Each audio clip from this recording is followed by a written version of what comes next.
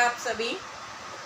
भाई मेरा तो बड़ा मन कर रहा है आप सभी को देखने के लिए, क्योंकि सामने आप लोगों के सामने आके पढ़ाने में जो मज़ा है वो ऐसे वीडियोस में नहीं है। क्योंकि मुझे आप लोगों का रिस्पॉन्स बिल्कुल पता नहीं चलता कि किसको समझ आ रहा है किसको नहीं आ रहा है।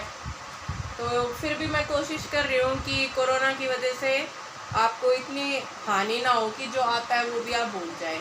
इसलिए मैं जो आपके टॉपिक्स है उनको रिवाइज करवाने की कोशिश कर रही हूँ डेली। लेकिन फिर भी बेटा मैं बार बार डेली कह रही हूँ, रिक्वेस्ट भी कर रही हूँ कि अगर आपको कुछ समझ नहीं आ रहा है तो आप मैसेज कर सकते हैं, सर को बता सकते हैं कि मैम ने जो आज टॉपिक कराया वो हमें क्लियर नहीं है। अगर आपको कुछ समझ नहीं आ रहा है तो अपनी तरफ से मैं पूरी कोशिश करती हूँ अच्छा कराने की।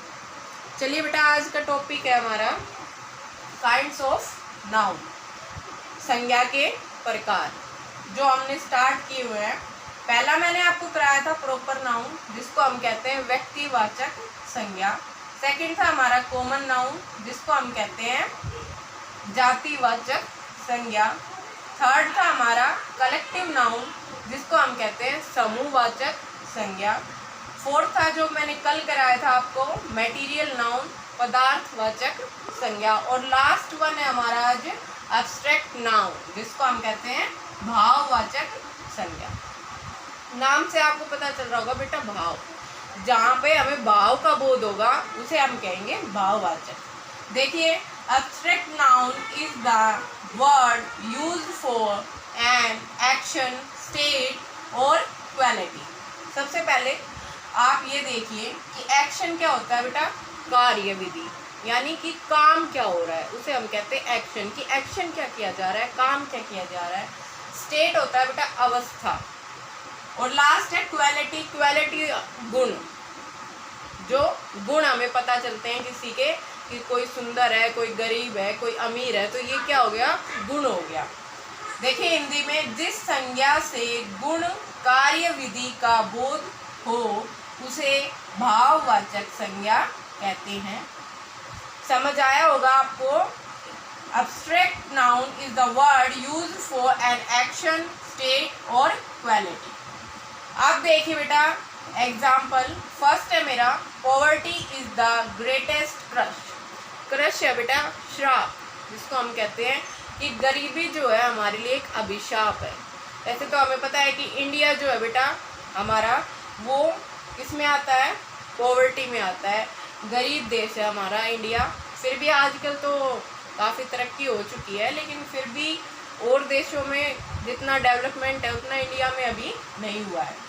तो पॉवर्टी यानी गरीबी, हमें अवस्था का पता चल रहा है कि स्टेट कैसी है। ये हमारे लिए क्या बन चुका है, पॉवर्टी अभिशाप बन चुका है। तो पॉवर्टी अवस्था जो हमें बताती है, यहाँ पर मैंने बताया था ना स्टेट, यही होती है बेटा अवस्था। सेकंड देखिए, laughter is the best medicine. Laughter होता है हंसना। हंसना जो है बेटा वो एक अच्छी दवा है। कहते हैं ना कि हमें हंसते रहना चाहिए, जो भी प्रॉब्लम्स है वो अपने आप सोल्व हो जाएंगी। तो इसमें क्या हो गया, लाफ्टर जो है हमारा कार्य है कि हमारे द्वारा काम किया जाता है, हंसा जाता है, तो वो हमारी सेहत के लिए काफ़ी अच्छा होता है। सेकंड देखिए आपका third, beauty is only a 9 days wonder. Beauty यहाँ पर क्या है, गुण है। ब्यूटी क्या है, गुण है, कि जो सुंदरता है वो 9 दिन की मेहमान होती है।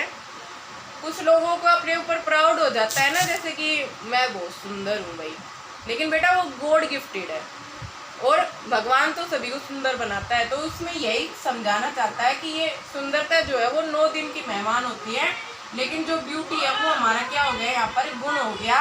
और एब्स्ट्रैक्ट नाउन जो है वो हमारे गुण को दर्शाता है, इसीलिए इसका नाम भी है भाववाचक संज्ञा। सभी को समझ आया होगा। अगर आपको कहीं पे कोई भी प्रॉब्लम है, समझ नहीं आता है, तो आप मैसेज करके ज़रूर बताएं, मैं टॉपिक को दोबारा करवाऊंगी।